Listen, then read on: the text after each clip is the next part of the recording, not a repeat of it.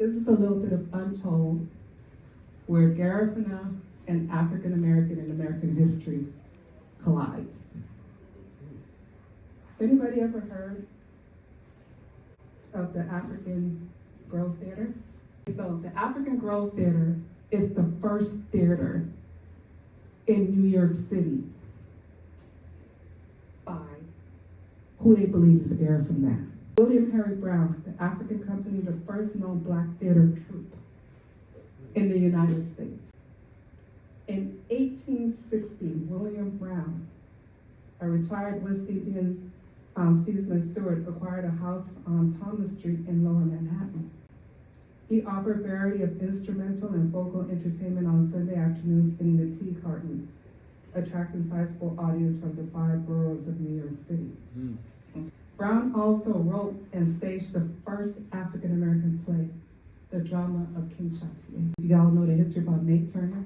You know, he was one of the slaves that revolted against the masters and everything here on American soil.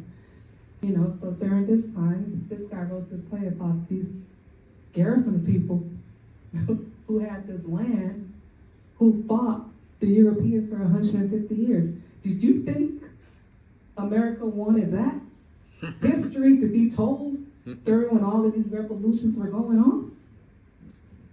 Do you understand why we were erased from the timeline here? Because they knew about us. What happened to this theater? They burned it down. That's why you don't know about this history. They burned it down.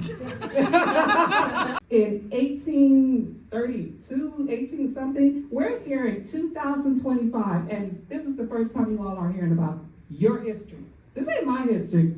It's my history because they're talking about my chief. And this play was about what happened. This play was about the last battle of the Caribs over there. They didn't want to hear about that. And this story has never been told here. Because what did they do? They destroyed the history.